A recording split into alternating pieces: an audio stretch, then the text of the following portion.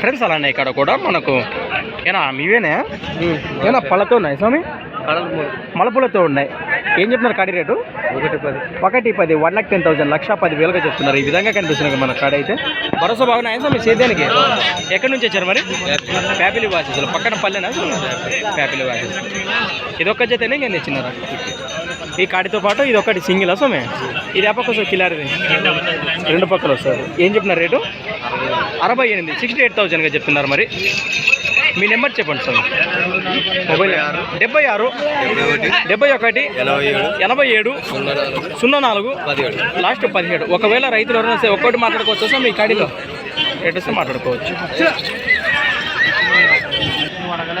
ఏంది చెప్తావు చెప్పన్న అంటే నువ్వు